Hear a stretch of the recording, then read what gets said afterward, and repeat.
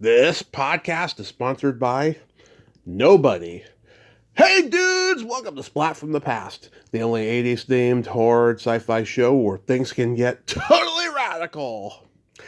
Now today, for my 25th, 100th episode, I will be talking to Maggie Egan-Cummings. Aside from the fact that she was the Pillsbury Doughboys belly poker in the original commercials in the 80s, she has had a prolific career. Oh my God, she was in Texas Godfather celebrating its 40th anniversary, this great little B mob movie from the 80s. She was in Vasectomy, a delicate matter, very funny, underrated comedy with Paul Sorvino. She was in the horror classic with Christopher Walken, Communion. She guest starred on everything from Moonlighting to Alien Nation to Quantum Leap to Seinfeld. She's the ticket taker at the airport. You know, the ticket booth girl, or not ticket booth. She's the agent that you buy tickets from at the airport. And she had a recurring role on Babylon 5, and she has a book out. I think it's based on a movie she co-wrote. It's called Cupid Fest, and we're going to talk about a lot of that stuff today. And I've just been looking forward to this. It's been like a month's coming because I reached out to her like a month ago, and now we're finally going to make this happen today. And okay, I'll get cliche here. I want to thank all my listeners for the last 8 years, and 2,500 episodes is just an amazing accomplishment. When I first started this podcast, I didn't think I was going to get past 10, as I've told you many times before. But because of all of you, I have kept going. Well, that's not true. I kept going because I wanted to do this, but then as time went on and a lot of you came to my YouTube channel, it's been not just about me, but also about you. So thank you all for listening to the show and continue to listening, and get ready because I've got more and more toe curlers coming up in the future, and it's going to be extraordinary. 2026 is going to be another fantastic year. So yeah, here is my interview with Maggie Egan-Cummings.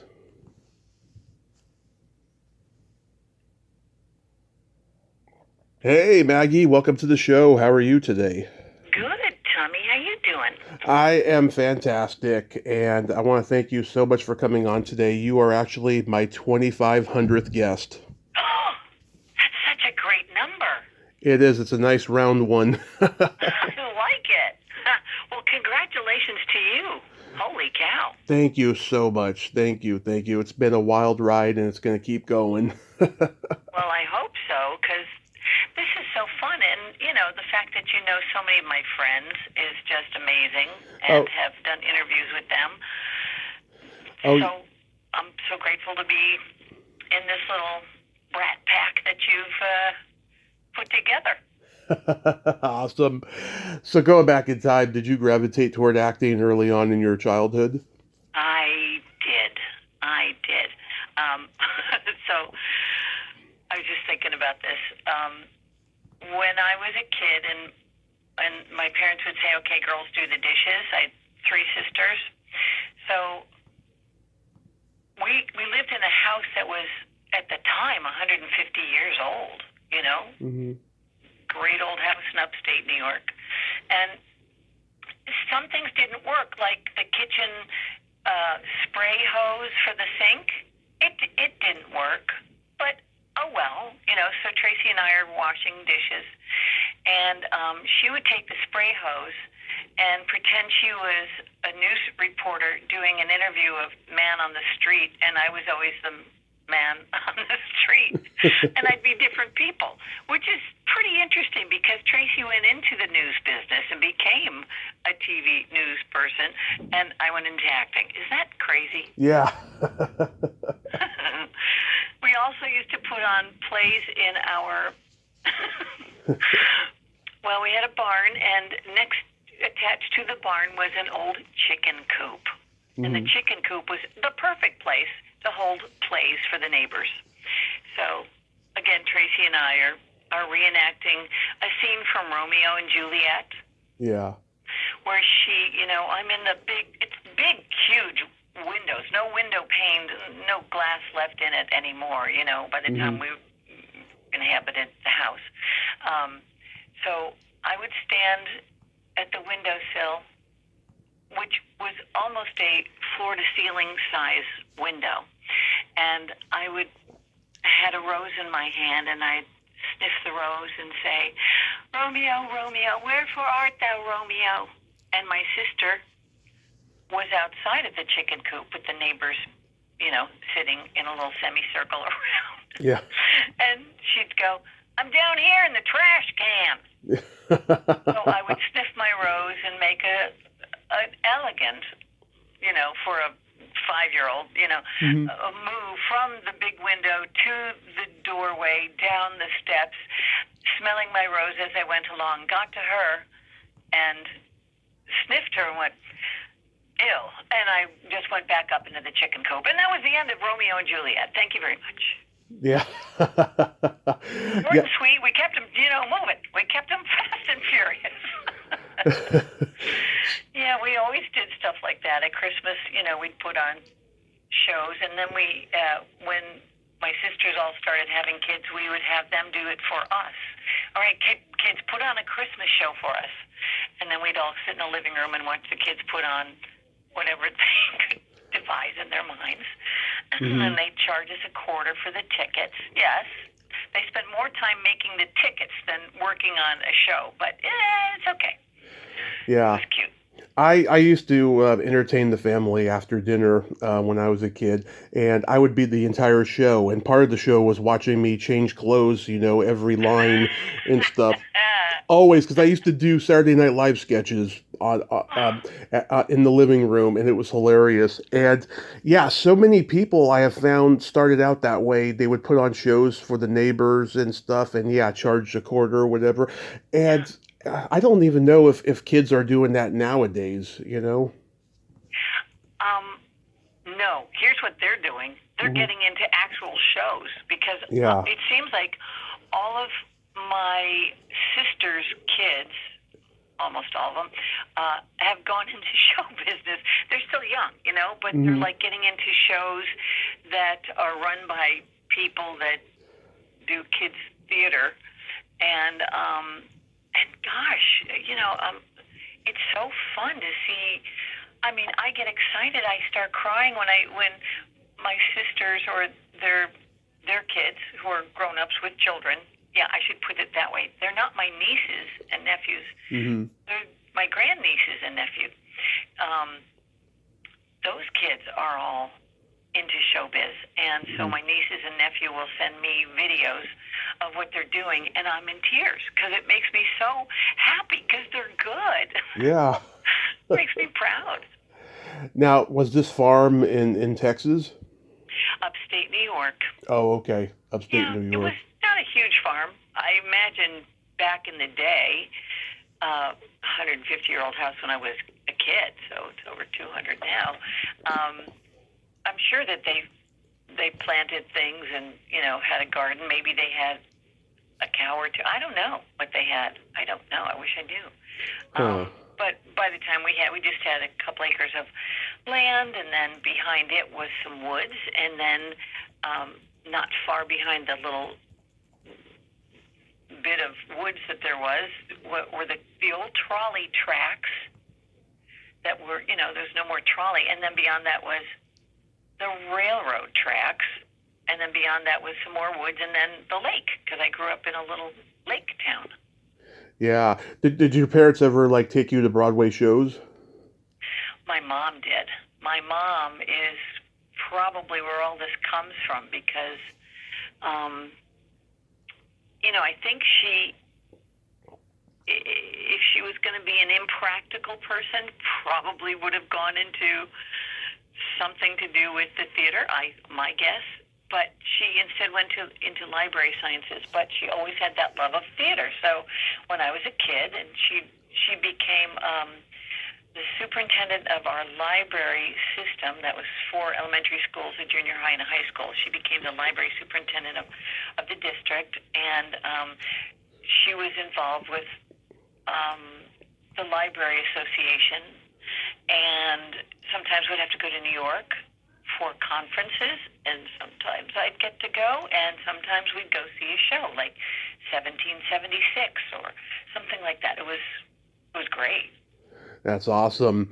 Yeah. So, like after the neighborhood shows, did you start doing community theater and school plays and all of that?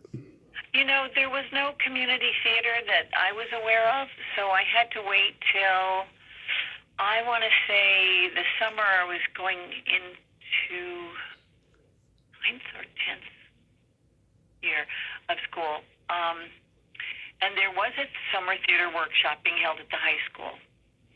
And my mom asked me if I wanted to be involved. I said, yeah. So I got to work with Dan DiNicola, who was a teacher at the high school.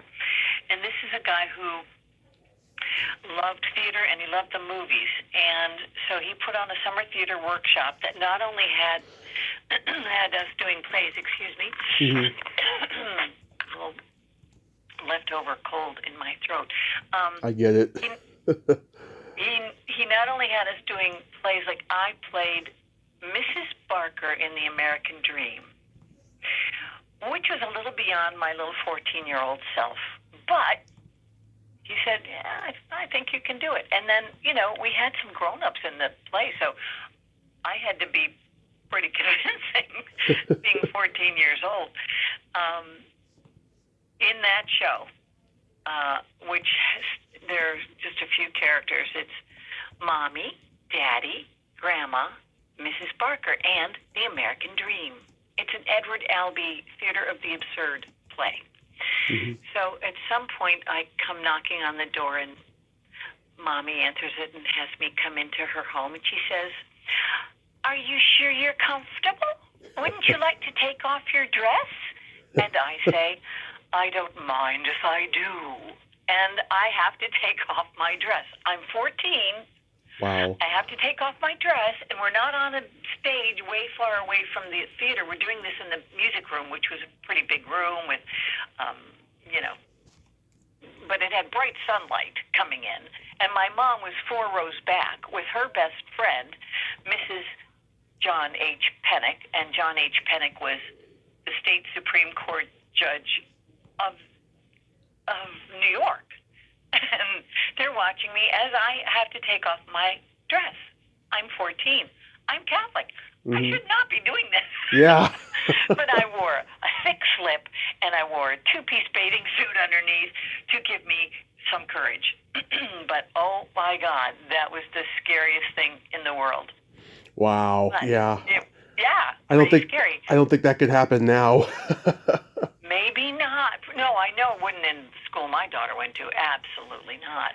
But, and then he also would take us on field trips. He would get other parents to come along, and they would carpool us all to Adams, Massachusetts, or Williamstown, Massachusetts, where they had summer theater. So I saw amazing plays by Chekhov and, with the brilliant New York actors who would summer in Williamstown, would do these plays. Mm-hmm. Probably Cat on a Hot Tin Roof, and the one Stella, that play. Yeah. Oh, you know what I'm talking about. Of course. And when we went to Adams, Massachusetts, we got to see famous actress. She was in, I always have to do this with people, that actress who was in blah, blah, blah. Yeah. She was in, she was, I'll have to think of it. Anne Bancroft, thank you, God. Anne Bancroft. Okay. Anne Bancroft doing John and Abigail. It's a one-person show. She is playing John Adams' wife, Abigail, and she's reading letters from our, one of our founding fathers, because she's probably stayed home and he's in Washington. Mm-hmm. And we're 5 minutes into the play. She's downstage left, I'm about 4 rows back, Mm-hmm. and I'm just watching her mesmerized. And all of a sudden, 2 people come in late to the show, and they have front row seats. And she has to deal with this. I hardly remember anything about the play. This moment I'm going to tell you about is really all I kind of remember. Mm-hmm. Anne Bancroft just stopped what she was saying, watched them. She broke the fourth wall, as they say. Yeah. And watched these 2 latecomers come in and get settled into their front row seats. And they did so without any apology, or didn't feel like they thought there was anything wrong with this. And she just watched them. And after they sat for a moment, she breathed and she looked up and she started where she left off. Holy cow. What a moment to see an actor hold it together and yet shame those people for being so late. It was so rude. I don't know why they let these people in, but Yeah. they did. Wow. Yeah, it was memorable. So after high school, you attended Bingham University. Did you study acting there? I did. I went to a state school, so it's not what I wanted, Tommy. Mm-hmm. I told my mom, I'm at the kitchen table with her one day. She's got a cup of tea. I'm like, Mom, you know what my dream school is? I'm in high school but by this time. She goes, no. What is it, honey? I said, it's UCLA. And she goes, no, it isn't. I said, what? She goes, no, you're going to go to the Empire State School. It's a homeschool kind of thing where you'll receive your books and things, but you'll study from home. I was her 4th and last daughter. Mm-hmm. I think she didn't want to let me go. And I said, Mom, that sounds like my worst nightmare. She said, well, you're only allowed to go to a state school within 300 miles of home. Well, I found a protractor, because we still used those back in my day, a protractor and a map. And I found a school 299 miles away from home. At State University of New York at Potsdam, SUNY Potsdam, and that's where I went to college, because I was so ready to leave. I was so ready to fly the nest, and those were my boundaries. So I did study at that school. Mm-hmm. But they were only giving good parts to the seniors, because they probably had to do what I was doing, which was wait your turn, and that was just miserable for me. Wow. So did you have any classmates we would know? No, not a one. No. No, can't say that. How about any theater that stands out that you're proud of?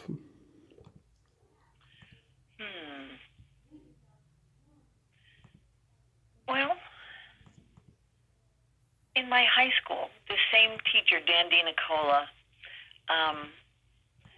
he was a great gift. Mm-hmm. Not only did he teach English Lit and Russian Lit, he taught a film class, and he directed Spartan Spotlight. Spartan Spotlight was the end-of-year variety show. So, number one, I took his film class, and myself and 2 other students, we wrote a little film. Yeah. And that was a little silent movie, because we had no access to sound equipment. So we made a silent movie. And it was based on 2 orphan sisters. Let's just say they were orphaned, because there was never a parent in our movie. Yeah. And we used my old 150-year-old house with the dirt floor cellar, and brought in a big rock and put it in the middle of the dirt floor, and put a little doily on top of it, and got out a little, do you remember the old, do they even have these anymore? Raisins in the little tiny red boxes with the girl's face with the bonnet. Oh, yeah. Remember those? Yeah. Yeah, they're kind of a little iconic in their own little way. Mm-hmm. So I hope this goes out to a lot of people who are old folks like me, because this will be nostalgic with the old Raisinets thing. It wasn't Raisinets, it was little raisins. So I put a little handkerchief, the camera's rolling, and I put a little doily or something on the rock, and I have one little box of raisins, and I have to split them in two piles so that we each have something to eat. And there's one left, and I tear it in half, and I split the little half raisin. So that was our food for the day. And then there's a knock on the door. Yeah.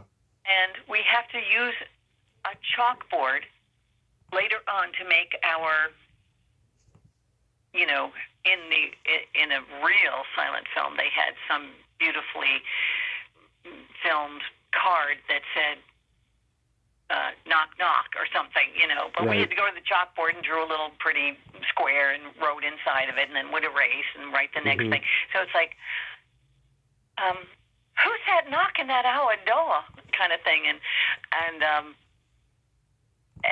the next thing you see is, it's me, the landlord, come to collect the rent. And then we, have that on the chalkboard written. And then we cut to a teacher of ours, the typing teacher from our high school, who's kind of portly and had a mustache and wore a black cape, and he was the mean, landlord come to collect the rent.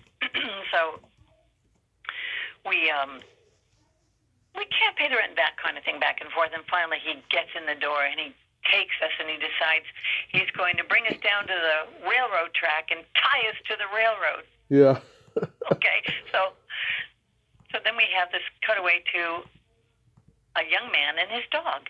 Doom-de-doom, he's got one of those, those hunting caps where there's a furry flap that goes straight up. And then like Elmer Fudd had. What are they called?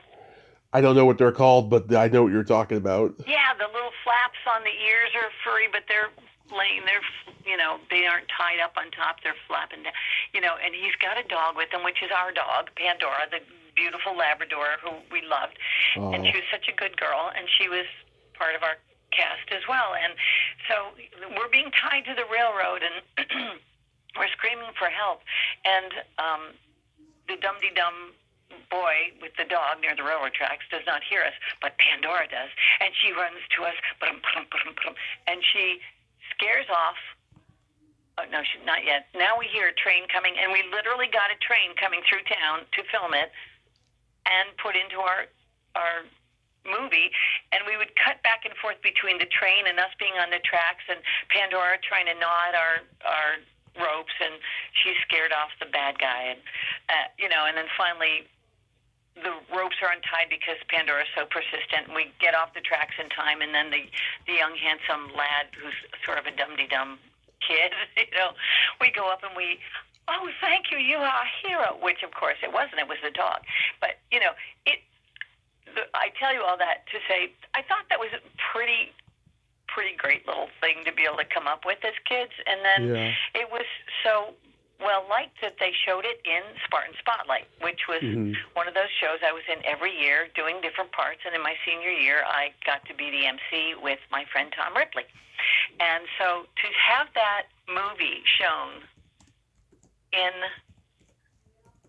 Spartan Spotlight was a big deal, because they'd never put any student films in the act before. So I think that was like my finest hour in high school. That's what I loved.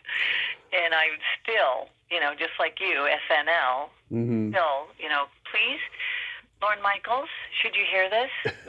Why don't you invite an old person who's funny and still loves to do sketch comedy? Wouldn't that be the best?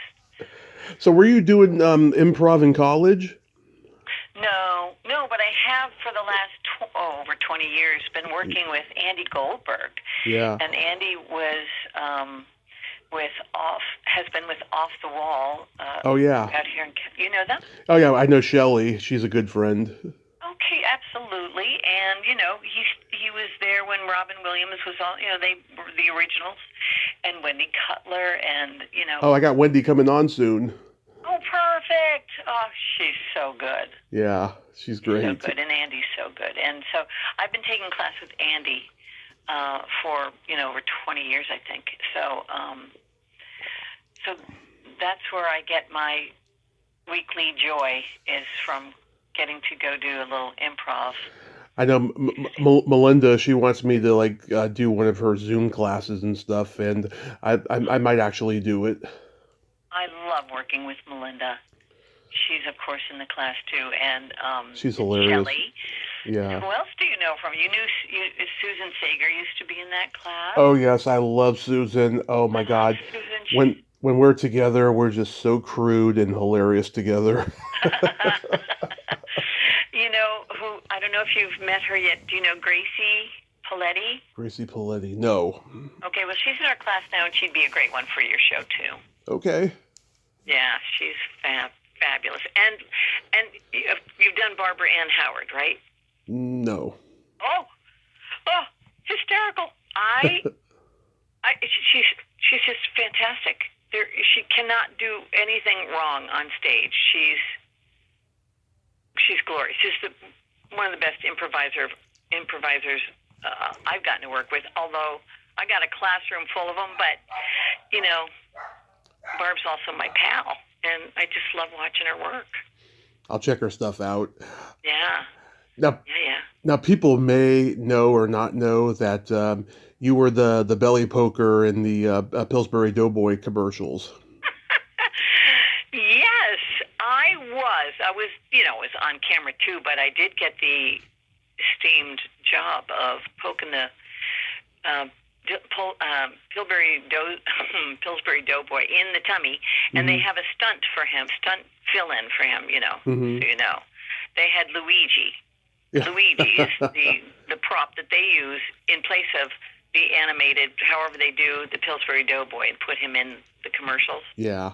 So, he's well protected. Don't worry about him. I did not harm him. I gotta tell you, since I was a kid, I've had a lifelong obsession with belly buttons, and as a kid, I used to poke everybody just because of the Pillsbury Doughboy commercials. Oh, well, there you go. Yeah. You gotta love, and what's not to love with the smell of fresh baking Pillsbury Doughboy anything. I mean. Oh yeah. Just a couple weeks ago, we had Pillsbury cinnamon rolls. See that? And this is what my commercial agents told me when I was up for this commercial. They go, yeah, it's biscuit season. I'm like, it's what? Yeah. It's, Thanksgiving, Christmas, it's biscuit season. I'm like, oh no. We are right in the middle of it right now, Tommy. We're in biscuit season. Oh yeah, I mean, I love the frozen biscuits that are already pre-made from Pillsbury that you could make in the oven and stuff. Oh, yeah. Those are just so good. We had them with white country style gravy. Oh, it's heaven. Oh boy, there you go. You sound like a Southern boy. Where are you from? I'm born and raised in California, but I'm a foodie. I appreciate good cooking from all different types. Yeah, exactly. Yeah. What was I going to say? Mm-hmm. In the Christmas mornings, I do like to pop open those cinnamon rolls for breakfast. That holds us over until we do dinner, because we have to do a little gift opening, stop for some cinnamon rolls, and then later on we do dinner. Yeah, just make sure you don't burn them, otherwise they taste really nasty. Oh, they're not good. They're not good that way. No. You're right. You got to really watch that timer. Yeah. So you were on the first sitcom Showtime had, Lone Star Bar and Grill. How was that experience? Oh my God. That's going way back, I know. Well, it was amazing that I was living in Houston and making money as an actress, and would work between Houston and Dallas, and sometimes Austin, and sometimes Del Rio, because I did a show with Craig T. Nelson there. What was it called? It was about the Air Force. Oh yeah, I know which during, one. During the time of when Kennedy was. I know which one you're talking about. I've talked to somebody from it. Yeah. Okay. All right. Yeah. So it was. I'm so grateful. I went to Houston before I came to LA. Mm-hmm. So if they got any people on there wondering I wonder if I should, move right to, I want to be an actress, move right to LA or New York. You can, but I'm telling you, it really did me a whole lot of good to gather up these credits before going out there. So I had videotape, and that's the other thing. Back then, I would have to find somebody professional to tape these things and create a video for me, and I had to collect all these videos and then put them together so that I could show the agents when I got out to LA. But it's why I got the commercial agents I'm still with, because I did all that follow-up. But my main thing in telling anybody listening who wants to be an actor, try and get some work where you are, or close to where you are. If you have to drive to Boston or drive to New York, great. But there might be stuff going on in certainly in Dallas and Houston and Austin and Georgia now is great. There's stuff going on in Florida, San Francisco. I'm sure there's a lot of places. Chicago, huge. A lot of people do a lot of work in Chicago before moving to New York, that's for sure. So anyway, it was an amazing experience to be on a show that was the first year of not HBO, but Showtime. It was on Showtime. It was the first year of Showtime, so it was like brand new. And Tommy, the scary thing was, because they were not network TV. It's a good thing my mom is not on the planet anymore. God bless you, Mom. Because they had me have to take off like a bathrobe, like a sheer bathrobe, and my boobies flashed for a moment. And but being the raised Catholic, worried about what my mom would say. I mean, I don't know that you could actually see my boobs because I crossed my arms over them so quickly. Yeah. But it makes for a funny story. Yeah. Because I didn't tell my mom that what they would do back then is they would show episode 1 for a whole month on Showtime. Yeah. Called Lone Star Bar and Grill. Yeah. It showed for a whole month, and then it would go off. Well, this scene happened in the first episode. So I'm like, I'm going to delay my mom letting her know about the show until the second episode is on. But my mom got ambitious. I didn't know she even watched anything I was in, quite honestly. I'm not kidding you. But she found somebody she hardly knew. So she calls to watch it. So she calls me one day. I'm like, hi, Mom. She goes, hello. I'm like, I'm already scared. She goes, well, I got to see your show the other night. I'm like, you did? I'm doing the nervous laugh thing. Oh, how did you do that, Mom? You don't have Showtime. She goes, exactly. So I met this nice man and woman. He's a doctor and his wife, and they said, oh, Mary, we have Showtime. Come to our house and watch it at our house. So I did. And when the show was over, they walked me to the door and they said to me, well, we're so glad our curtains were closed while we were watching it. Good night, Mary. Oh, my God. Is that the only nudity you ever did? It is. It is. And she saw it, and I was mortified. Mortified. Oh, my God. It was like my worst nightmare come true.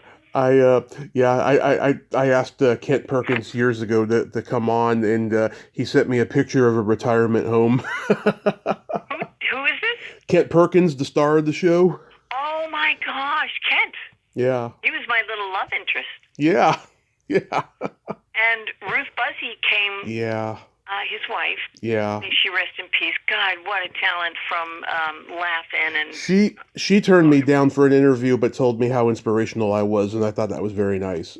aw, well, that's a nice, consolation prize. Yeah. From Ruth Buzzy, Aw, of all people, that was just so wonderful that she said that, oh, I should say so. Yeah.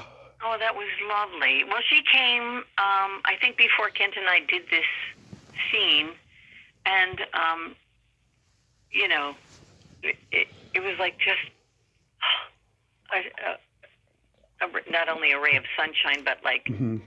oh my God, I can't tell you how much I love Laugh-In, and the Carol Burnett Show were my Oh, yeah. inspirations. Oh, yeah, I love them too. Oh my God! And so getting to see her was amazing. But I think she was there to like let people know this one's mine. He's my husband. I have a feeling she was marking her territory. I don't know. I could be wrong, but that's what I probably do. Yeah. Because Ken's such a cutie, isn't he? Yeah, he's a very funny guy too. Yes. And then, but Carol Burnett, holy cow. So when I was 11, I wrote to the Carol Burnett Show. Not that I had an address, Yeah. but I lived across the street in our little town from the post office. So I wrote a letter to Carol Burnett. I was 11, and I wrote to her and I said, "Dear Carol Burnett, I love your show, and I especially love the one with you and the dentist scene where Tim Conway. I love that the dentist scene with Tim Conway. He keeps stabbing himself with, something to numb, Novocaine and the needle. Yeah. And so he's like, he hits his leg, he's falling down, he lifts his hand is now wobbly and worthless. And whatever else I wrote to her, I told her I wanted to be an actress when I grow up or something, and I asked her this question. Can I come and be an apprentice on your show? Oh. I had just learned this word, apprentice, and I decided to use it in a sentence in a letter to Carol Burnett. Yeah. So. Didn't Vicki Lawrence do that? Vicki did. Yeah, But she lived in California, bless her heart, and yeah. might have been a little older than 11. So yeah, she was like. She got a visit from Carol Burnett, who went to see her in a show, I believe, and they hired her to be the younger sister in a lot of her scenes. And, yeah, oh my God, what a dream! She was like fresh out of high school, I think, and. I think so. Yeah. Yeah, God, that's amazing. Yeah, and It's amazing. I'm sure she got a lot of those letters, but Vicky's was the one that actually worked. Well, now we find out she did get a lot of letters. Yeah. And now we find out that huge stars. Yeah. Will go on interviews and go, yeah, I wrote Carol Burnett when I was a kid, and so she affected a lot of people in that way. I didn't write anybody else out in Hollywood, but she wrote me back, which was an amazing thing. And I think she probably did that. I don't know how she did it, had a staff help her or whatever. But one page was kind of,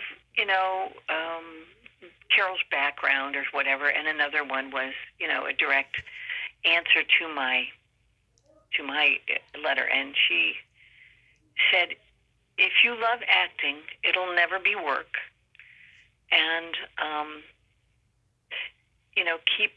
keep going for it. And if you think you're going to you want to study school, I offer scholarships at UCLA and Emerson in Boston.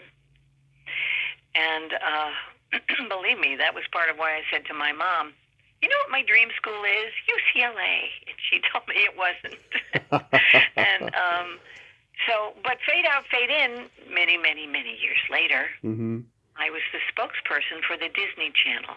Oh. For 7 years. I read that about you. It's funny. I always remember hearing a guy's voice on that channel. Do you remember anything specific you would announce? Well, for 7 years, it was always what's coming up on the Disney Channel. We will unscramble the channel. I don't say it that way, but that's kind of what they would do. Mm-hmm. Everyone who had, what was it called back then? It wasn't network TV. It was called satellite TV, I think. Yeah, satellite TV. Yeah. If you had satellite, they would unscramble the channel, the Disney Channel, 5 times a year, I think it was. And so my job was to tell you what was going to be on over that weekend and the deal that was going to be offered to you Disney fans. Mm-hmm. And so that specifically, and they had Robert Urich was on, Carol was on,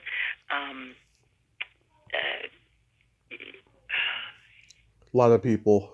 I can't think of everybody's name. Anyway, so I did one, and it was fabulous. I did one. I literally shot one and went home. Yeah. And then my agents called me. They want you back. I'm like, really? Yeah, they've got, 7 more commercials for you. Oh, wow.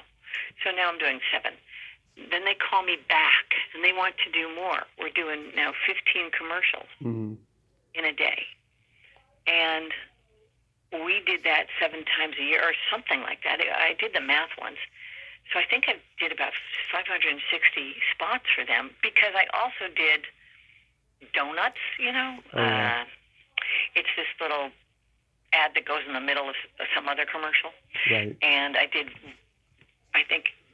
probably there might have been some radio stuff, but anyway, I did a lot for them. And one day I was filming, and they said, "Oh, guess who's coming in tomorrow?" I'm like, "Who?" He said, "Well, they're going to film some commercials for us for the Disney Channel. Carol Burnett's going to be here." He went, "Carol Burnett? What?" I sat straight up. I went, "You have to. I know I'm not working tomorrow. This is my last day, but I have to be here tomorrow. Please, may I meet Carol Burnett?" I was just, Yeah. I just out and out begged. I had no pride. I just begged. And they ran it up the flagpole and came back to me and they said, "Okay, you can come. Mm-hmm. You have to be here during lunch, and we'll introduce you to Carol." So, lo and behold, that was me. Got there plenty of time to spare, and there's Carol Burnett, and she's eating at a table, and let me just tell you, I've never seen anyone with such amazing posture. Yeah. Sitting up straight, like she was from England or something, and well taught. Like sit up, no elbows on the table, eating like she's just lovely. Yeah. And they introduce me, and they say, "Maggie, this is Carol. Carol, this is Maggie. She plays Nancy, our spokesperson for the Disney Channel." And she goes, "Oh."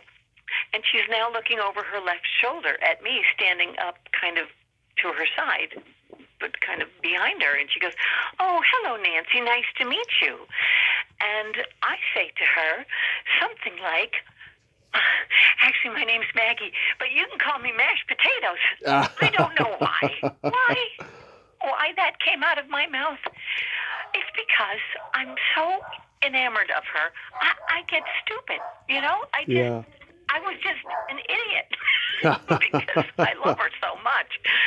And I brought for her a gift certificate because my job that I did, that I had, luckily, I always tried to have a good job that will allow me time off when I needed to do auditions or work on commercials or TV shows or whatever.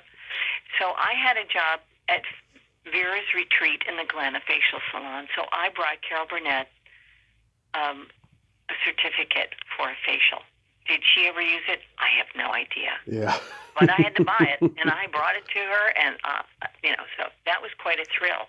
Mm-hmm. Some years later, like a lot of years later, yeah, my husband said, "Maggie, Carol Burnett is going to be doing a talk at the Reagan Library, and I bought you a ticket for Mother's Day." I went, "Oh, my God, thank you." So I'm sitting in an audience at the Reagan Library listening to Carol Burnett talk, and then they asked if there were any questions in the audience. I had no question, but I kept raising my hand. I had nothing to say. I just wanted to talk to her again. And so it was also a book signing. So everyone who was there also was buying a book. Mm-hmm. So it's time to leave. She leaves. She walks by me down up the aisle and out the door, and now everyone piles into a long line like we're at Disneyland. I mean, it felt like a mile-long line. I don't know. I'm totally exaggerating, but you get the feel. Yeah. So it's finally my time. Carol Burnett is sitting there, and she's basically like, "Hello, how are you?" Takes the book if someone's, looks down, signs her name, hands it back. "Thank you so much." You know, she was just lovely, but she had to be quick because our feet were barking. You know, Yeah. we were all tired from standing in line. So comes my time, and I hand her the book, and she says, "Hello." And I said, "Hi, Carol Burnett. We met before. I just wanted to tell you I love you so much, and you know, I wrote to you when I was 11, and I just wanted to let you know you wrote me back, and I took everything you said to heart, and I was able to come out here from upstate New York, and I've made a living as an actress, and I just wanted to thank you, and I get insurance and everything." She just stopped what she was doing and put everything down, and put her hand out to me to shake my hand. But again, I'm starstruck, and I'm an idiot, and I take her hand, and I'm about to kiss her hand, and I went, "She doesn't want my lips on her hand." Probably. So I fake a kiss to her hand, and I kind of like kiss my own hand or something, and I give her back her hand, and she finishes signing, and I said, "We worked together once," and she said, "We did?" Because I think Carol Burnett has probably the most amazing memory in the world, because I've heard her interviews, and she knows everything. Oh, yeah. And I said, "Well, she's sharp." But, well, I was working on the Disney Channel commercials, and you were there, and I got to meet you, and we worked on the same, promo. Yeah. But in different studios on different days. I didn't go into it, but you went, "Oh, well, that's lovely. Nice to see you again." Whatever. Yeah. She was lovely. But, oh, Tommy, I want to see her again. I want to meet her again. Yeah. I just do. I love her. She's fantastic. She's my North Star. I told her that, too. Oh. You were my North Star. Oh, there you go. She's the best. How do you come to be cast in Texas Godfather? Again, being in Texas, remember I said, Yep. don't necessarily rush to New York or L.A. Maybe try a smaller market. And back in the day, they were making films and TV shows in Dallas and Houston and out in Del Rio. Anyway, so there it is. How did I get cast in that? I don't know, but I did 2 movies for the same production company and director. Yeah, the other was Vasectomy, which we're going to talk about. Yes, that was with Paul Sorvino. He was lovely. He could have directed that thing. I met him at one of his last conventions. He looked like a walking coma, and he showed up like 20 minutes late. He was sick, and it was a good experience meeting him. Oh, I bet. Well, he was in good health when I worked with him. Of course. And he was lovely. Like, he would maybe lean over and say, just maybe say it this way, or, he wouldn't give me a line reading, but he'd give me a piece of direction that would, I don't know, just kind of calmed my nerves, and it was lovely. Some couple years after that, I saw him at a deli in the Valley, the one with the bowling alley. It's no longer there. Uh-huh. Anyway, not Brent's. We have one Brent's here. Anyway, I saw him, and we reconnected, and he invited me to, meet him on another day because he was with people. So I went to see him, and I don't remember too much except he was just lovely and generous, and he asked me a question, another good thing for anybody who's going into show business. He said, Maggie, what are you doing with your days? And I thought, oh, God, that's a good question. And I just didn't have really the best answer for him because I don't know that I was doing enough with my days. But it woke me up to start getting more proactive. And still today, I mean, I take a class called Actors Fast Track. I recommend to anybody wanting to get into the acting because it's about the business of acting. You're going to find wherever you are, you're going to find an acting coach and do that. But this teaches you about, being proactive. Even if you don't have an agent, there are things that you can do to get yourself seen, known, because it sometimes doesn't matter who you know, it's who knows you. Of course. Sorvino had to have been a lot nicer than Vince Edwards. I heard he could be a handful.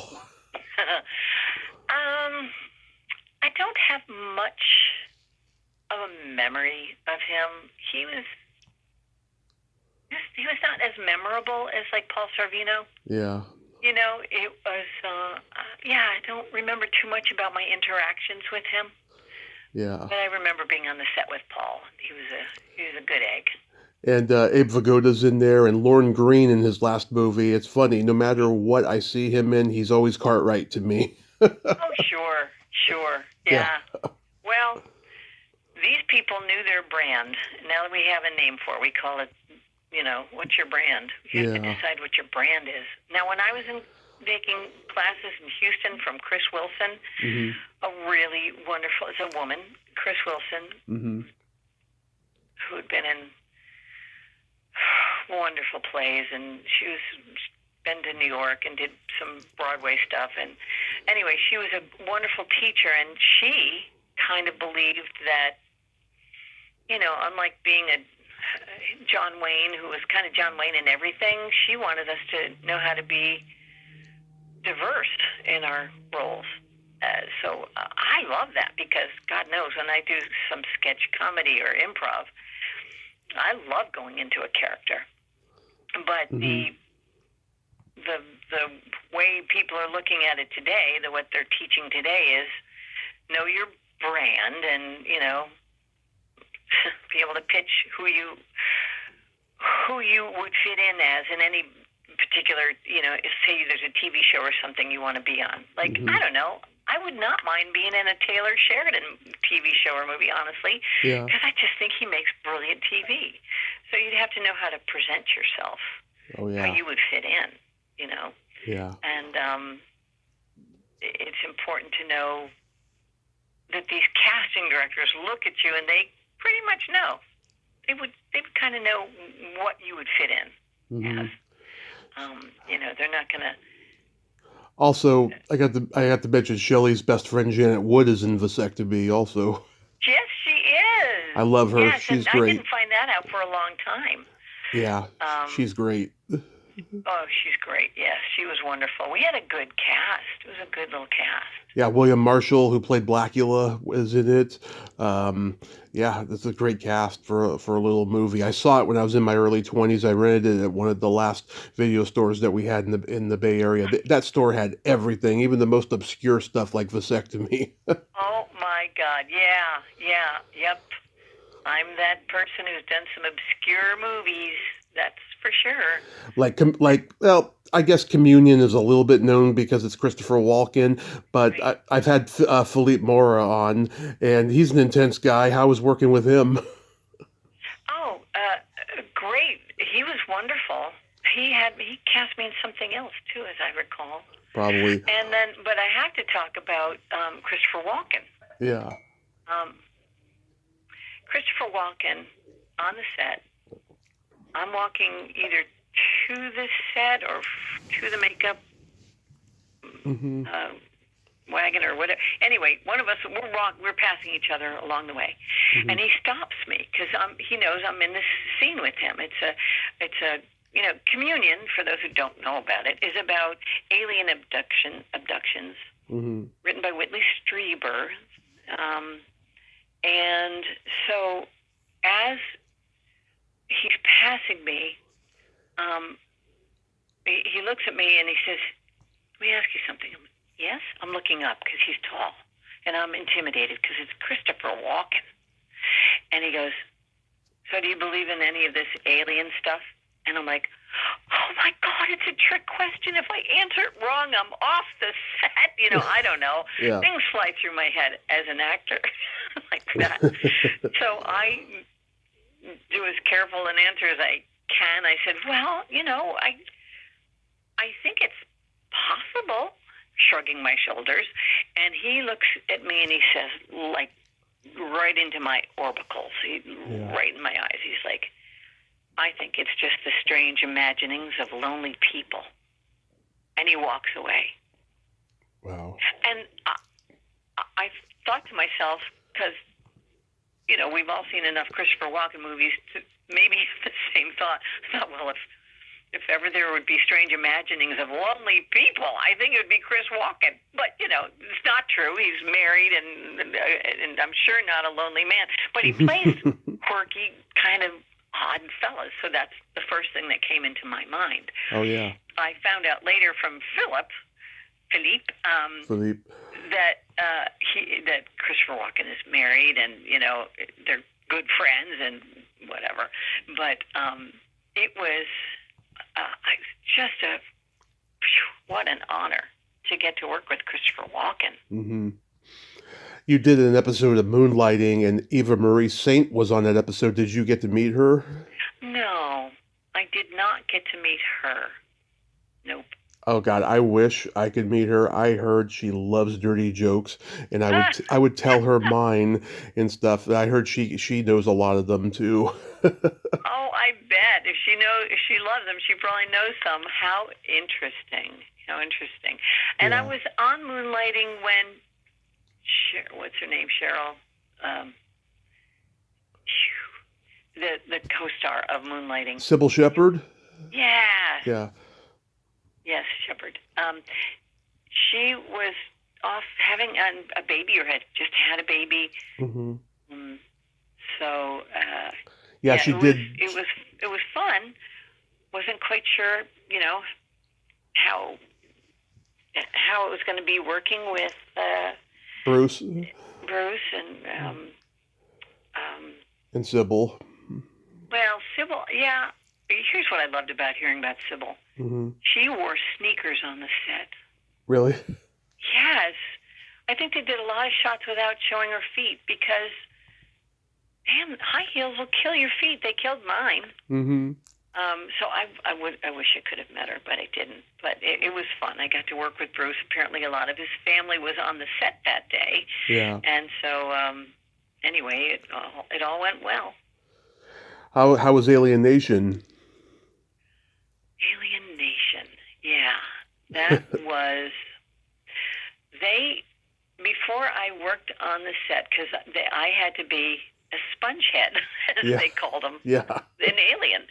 So they made sure that they gave me earplugs a week or so before the shoot and made me get used to wearing them, because when you're on the set, you're going to have all this stuff on your head, and it can block your ear path. So, get used to being able to hear your fellow actors give their lines. So, it was great though. I loved working on that one. But everybody makes fun of me because I was a sponge head, but I don't care. I got the job. Yeah, I've talked to Terry Treese and Michelle Scarabelli. They're great. Oh, nice. You were on the Quantum Leap episode with Julie Brown. I was, and I've run into Julie Brown maybe 3 times since then and remind her about that. Her brother worked on that show. I think he was one of the writer-producers of the show. Mm-hmm. And I made a little extra money on that one because I played a mom whose baby had been abducted. So, our hero was out to find my baby, and at the end, I'm standing it's at night, I'm in a door of a nice lit house, and I'm in the 1950s kind of dress, maybe early 60s, I forget. And they bring my baby back, and Ms. Brown was in, I think, kind of in the shot too. I'm not sure. Mm-hmm.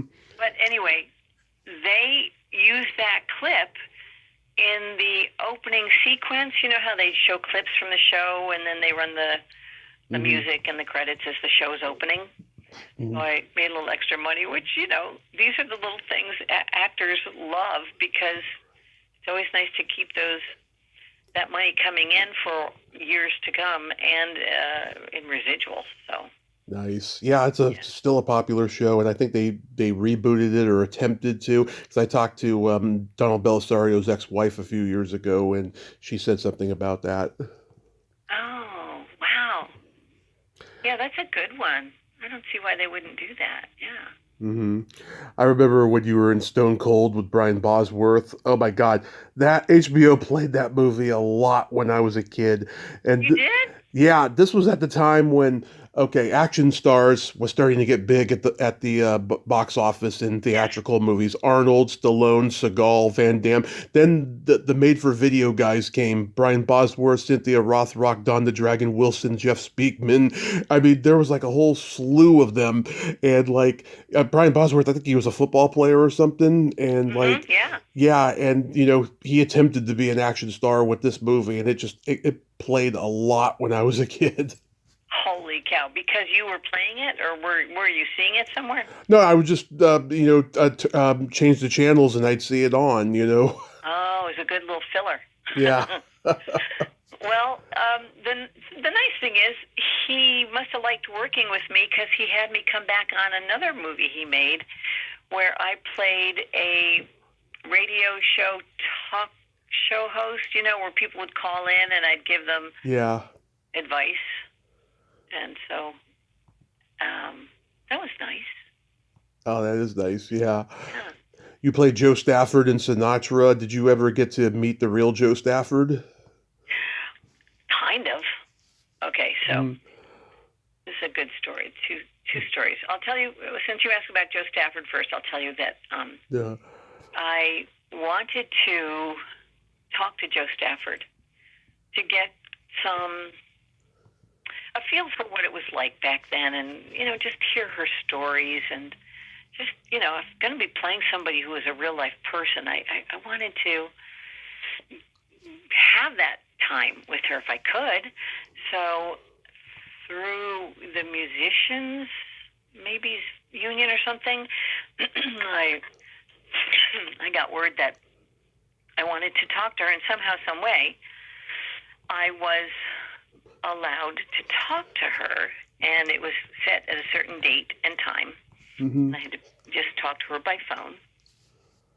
And I said, I am so thrilled to get to play you in Sinatra, the CBS miniseries, and I was wondering if I could, take you out for lunch. And she said, honey, I don't do lunch. I went, oh, well, I was just wondering if, we could have a little time to chat, So best thing I could do was just hang in on that phone call with her, and she started telling me some stories. So she said that, she was she did a lot of training with her voice. She was really, she was known for many things, but one of which is how long she could hold a note, because she had worked so hard in her training on how to hold her note that long. And she also talked about being on the road with Frank Sinatra when Buddy, the drummer, Buddy. Oh, Buddy Rich. Thank you. Thank you for being the other half of my memory. Of Buddy course. Rich and Frank didn't always get along. And there were times she'd be sitting there writing letters to home, when something would fly over her head, and it's when Frank Sinatra was throwing something at Buddy Rich, or Buddy Rich was throwing something over her head at Frank Sinatra. to hear those stories was just amazing from her. But, to get to actually talk to her was, such an honor. What a thrill. Yeah, I've talked to a few people that were in that miniseries, and they told me they never got to meet the real people of who they played and stuff. I was just curious because I'm always curious at the real people's reaction to their portrayals. Yeah. Well, she was quite the dame. I mean, to say, honey, I don't do lunch was just like, Yeah. oh, yes, ma'am. Okay, well, but she did spend some time on the phone with me, and which I appreciated. And it was just nice of her to give her time. But I'll tell you something, that audition was interesting. Yeah. So my manager at the time was Melissa Manchester's mom. Do you know that singer, Melissa Manchester? Of course, she's a great piano player. She played piano on the Magical Misery Tour song on the National Lampoon comedy album. I love that. Oh my God, I didn't know about that, but she had some real hits, I would say, in the 80s, I want to say. The 70s, but she had hits in the 80s too. I had her music. I bought her music. So anyway, Melissa Manchester's mother's my agent, and she said, you've got an audition tomorrow for to play Joe Stafford, as in Joe Stafford and the Pied Pipers in the Sinatra CBS miniseries. You have to learn this song. You just have to learn, 8 bars or something. Mm-hmm. Well, I learned more than 8 bars, and I went into the audition, and it was at Warner Brothers, and this rather big old office, and there's a door to get in, and there was a door on the opposite wall. I don't know where it led, but at any rate, and this casting director is sitting at a big office desk, which is a little unusual for how it usually is with these auditions, right? So, but he's at a big office desk, and he goes, okay, whenever you're ready. So I have to sing, I'll never smile again until I smile at you. And I go on, blah, blah, and there's a little tiny at the door. Yeah. And the door opens, and a woman with very dark hair and big, dark sunglasses pops in, and she goes, excuse me, I'm so sorry to interrupt. Joe Stafford? And I nodded yes, because I was stunned, silent. I'm like, uh-huh. And she goes, oh, that was beautiful. Thank you. Sorry to interrupt. And she closed the door. And I look at the casting director, and he looks at me. His mouth is kind of, dropped open. And he goes, do you know who that was? I said, no idea. And he said, that's Tina Sinatra. She's our producer. I went, oh, yeah. Oh, is that a good thing? He said, yeah, that's a good thing. Yeah. So I did have a call back where I sang in front of her and the director.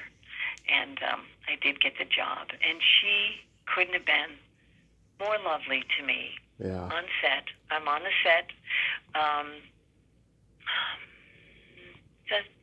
It's a theater right on Hollywood Boulevard. The Pantages? I think it was the Pantages. Mm-hmm. I don't know. Anyway, I'm on the stage, and there's whatever place this was, there was room for a dance floor because they put tables and chairs, just like back in the 40s, they'd have tables and chairs, and then you'd come and hear a band play and you'd dance, right? Mm-hmm. So they had an audience full of period piece dressed people. Yeah, it was 1939. That's the year this was supposed to have taken place, when Frank Sinatra comes on board with the Tommy Dorsey Band. Right. Joe Stafford and the Pied Pipers are already with Tommy Dorsey Band at that point.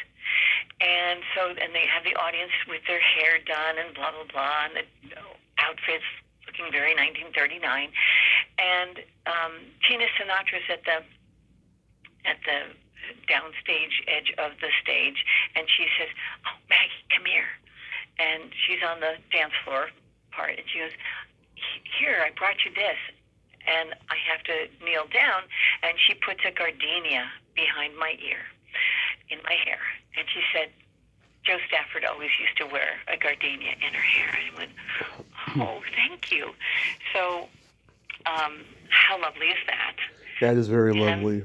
very sweet. And years later, after her father died, I wrote a note to her, care of Warner Brothers.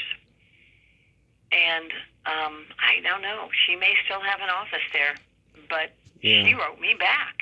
Can you imagine how many cards she must have gotten after the death of her father? And she wrote me back? You had an impact on her. I thank you for saying that. I was looking at it more like what a lovely human being she is to take the time. Just like Carol Burnett. She took the time to write me back. Yeah. Didn't have to. Life would have gone on. The way I see it, if you're genuine and real with people, they will respond. That's a good thing to remember, Tommy. Yeah, I remember 20 years ago, before I ever knew I wanted to interview people, I used to email celebrities and ask them fan questions, and almost all of them replied me back. Oh. Yeah, I mean, if you're just genuine and real, just people respond, I feel. But Tommy, here's the darling thing that you do. Oh.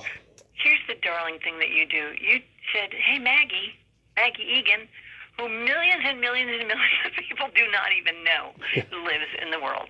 Mm-hmm. And you take me and pals of mine that have had some really great work, but are not household names, and you ask us to be interviewed. And so from the bottom of my heart, I thank you. It is a lovely thing that you do. I love character actors, always have, I've always loved, oh, it's that guy or that girl, I've always been that guy who just loved, that guy and that girl. It's always been my thing. So of course, I'm going to reach out to you guys, So nice. I'm sure you get recognized every single day for the Seinfeld episode, because everybody that ever guest starred on that show does. I don't, but I'll tell you what. When I was visiting a friend in New York, she lived in Jersey, but we'd go into New York, and I wore my Seinfeld T-shirt, because you can buy them in a lot of stores now. And people would go, Seinfeld? Because New Yorkers respond to that. Mm-hmm. They're like, Seinfeld? Oh, my God, were you on the show? I went, well... Now, in California, nobody asks me that. Anywhere else I would wear that, nobody asks me that. But they go, were you on the show? I'm like, well, yes, as a matter of fact, I was. And that's a fun story, too. Do you have time? Of course. Okay. So, I auditioned for the show. Mm-hmm. I get the role. I tell a few friends that I'm going to be on Seinfeld. I'm thrilled beyond belief. And one woman I know said, oh, my God, you're going to be on Seinfeld? My son, who is, I think, in maybe a sophomore in high school or freshman in high school, something like that, he loves Seinfeld so much. And, he wants to interview. He would love to interview Seinfeld for a school paper, or maybe they would record it and put it on and broadcast it in the school, something like that. Anyway, would you please ask if he would do an interview with my son? I'm like, well, I'll see what I can do. Thinking that's never going to happen, because first of all, I'm just a guest star on the show. It's not like a name, big celebrity or anything, but I get to the set, and it becomes like my second job. My first job is make sure I know my lines and blah, blah, blah. But it's my second job to find out how to get this kid an interview with Seinfeld. So I just go about it in the smartest, I think, way possible so as not to step on any toes. So I asked the first AD, and he goes, I don't know, let me ask somebody. And they went up the chain of command it finally went to Seinfeld's secretary.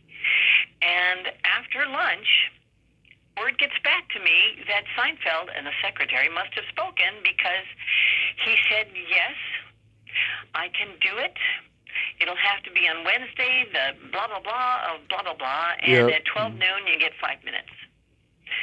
I went, oh my God, that's amazing. Okay, thank you so much. So, Yeah. I'll cut to the end of this story, but then there's some fun stuff in between. So I get to it's time to leave, and I go up to Seinfeld, and Jerry Seinfeld, and I say to him, Jerry, I just want to thank you so much. I'm the one who has the friend who has a son who wants to interview you, and, it went up through the chain of command to you, and you said yes, and I just want to thank you so much. He said, no problem. Glad to do it. And I said, well, this will be a memory he will have for the rest of his life. And he was like, oh, it's fine, good. It's very sweet. Mm-hmm.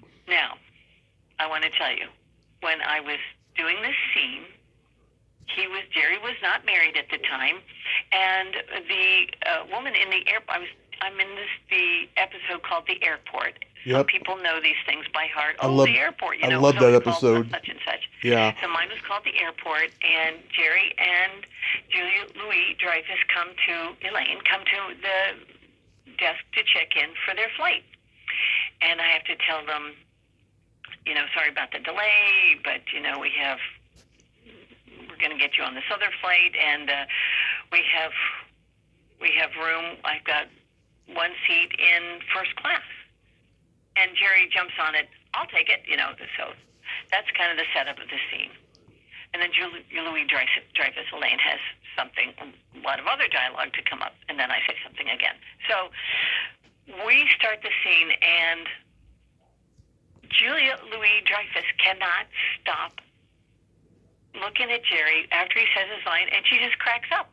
Mm-hmm. And this happens take after take after take after take after take after take. And finally, I don't know how many takes we were on by then, but it was easily 10 to 12, something like that. Yeah. Because she's just in a fun mood, and she can't stop laughing.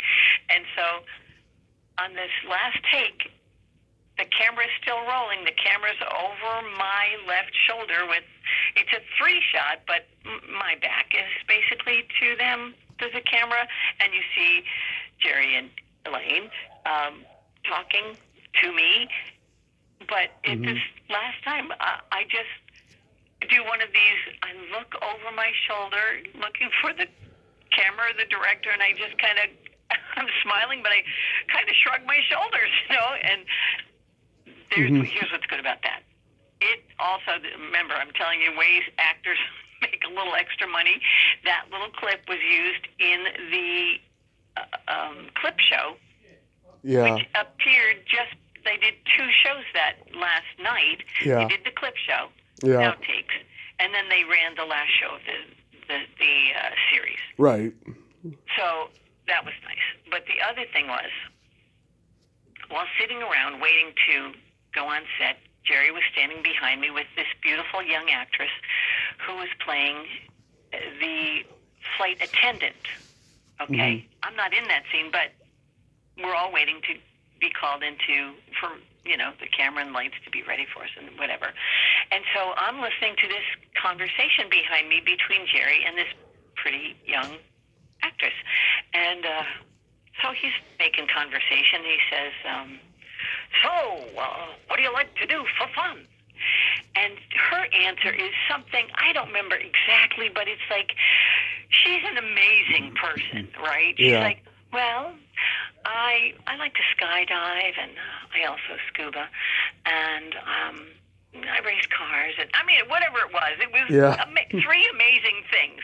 And then Jerry is standing there silently, like, oh, that's amazing. And he's waiting for her to say, Jerry, what do you like to do for fun? Yeah. And it's just not coming. How does this end? I forgot. So, I know. Finally, Jerry breaks the silence and he says, well, I like to go to movies and go shopping and go to movies. That was his answer, what he likes to do for fun. Yeah. And here she is doing all this amazing, like she's a superwoman, It was so darling to hear him kind of in that awkward, I want to ask her out on a date, but I don't know if this is going to work moment. I mean, maybe, who knows? Maybe he did date her, but I'm telling you, it was so cute, so darling. It was so human that I just adored it. I loved being on the set. It was, man, to get on Seinfeld, I think it was, you'll know better than I, because you know stats and all this stuff. Mm-hmm. Maybe it was only the second season, something like that. I believe it was the third, actually. Third, okay. Maybe fourth, somewhere around there. there. It was like the best thing on TV at the time. Yeah, it was just starting to take off when you were on, and yeah, it got bigger and bigger, you know, and it just, no one expected it, you know, because it got canceled so many times in the beginning because of ownership, and then it just took off like a freight train. Oh, I didn't know about all the ownership stuff. That's interesting. Yeah, it was a thing that could never happen again, but it did. It made history. Oh wow. Well, so he did okay. Oh, he did. I mean, it's on par with I Love Lucy and syndication deals and making, you know, big bucks. Yes, exactly. Jerry Seinfeld produced a show I was in, a theatrical show. He played Elaine's boyfriend, and he's also one of the voices in Family Man, and you know. Oh, Warburton. Yes. Yeah, Patrick Warburton. Patrick Warburton. He and I did a show, two-person show called Letters from a Nut. Mm-hmm. Letters from a Nut is written by one of Jerry Seinfeld's best friends, and Barry, you know, I'm terrible with names, and especially when I'm on the spot like this. Oh, God, I'm embarrassed. Yeah. Anyway, I got to audition for it, and I got cast in it. No, so it's Warburton and me on stage. Warburton's doing all the letters. I mean, he's reading all the letters that Barry has written to all kinds of places. He'll write museums, or he'll write Nordstrom's, or he'll write, you know, with these crazy little letters asking them absurd questions just to see what their customer service reps will write back to him. Mm-hmm. Right? Yeah. So it's apparently also used in high schools when teaching how to type a letter. This is the format. So, and it makes it fun too. So Warburton, Patrick's reading all the letters, and I play all the different characters of customer service reps who've written them back. Mm-hmm. I'm reading their letters, and so it's fun. I'm playing a prison guard, a warden rather, from Texas. You know, a man. One moment, the next, I'm reading a very, you know, fine, sophisticated customer service rep from Nordstrom. So I mean, it goes like that. And it's like yeah. I'm playing like 14 characters or something. I'm making that number up, but it's a lot, and it was a joy to do, and you know, I still I try and keep in touch with Barry, even though I don't see him much anymore. Yeah. But that was just so much fun, and to get to work in another Jerry Seinfeld production was excellent. Mm-hmm. And I did get to read for the movie he did. Oh, the B movie. No, not that one. The Frosted? About the Pop-Tarts. Frosted, yeah. Frosted. Yeah. Yeah, but they gave the role to Amy Schumacher. She's good. But I really, I have to say this. Mm-hmm. I'm proud of my audition piece, and Barry loved it. So that's nice. That is nice. Yeah, because Barry and Jerry apparently talk on the phone every day. They're like best friends. Yeah. You can see Barry in one of the comedians in Cars Getting Coffee. Oh, yeah. One of those episodes. I used to watch that. Yeah. At the end, Barry goes into his house, and Jerry's walked him to the door, and they say goodnight and fade out, fade in. You keep seeing a passage of time with it's getting darker and darker out, and Jerry has never left the doorstep because he loves his friend so much. Yeah. So it was a cute way to end it. I think in the end, Barry opens the door and Jerry comes in or something. But yeah, they're big pals. So you and Jennifer Lynn O'Hara wrote Cupid Fest, which was it a film first and now it's a book? Yes. Yeah. I say that because, well, here's the deal. Mm-hmm. We also wrote a prequel. Mm-hmm. It's a short, and it's in the film festival tomorrow at City of Angels. It's like 14th Film Festival. And it's a prequel to the story of Cupid Fest. Now, since then, we also have a book by the same name. You can get it on Amazon.com or BarnesandNoble.com.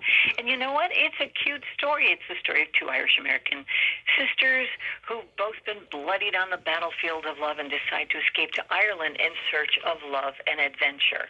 One is single and is dealing with ageism in the workplace, and her boss has told her to go do a story about travel because young people like travel stories. Right. She's a writer for a magazine doing like relationship advice, and it's like nobody wants relationship advice from somebody who's still single in their 50s.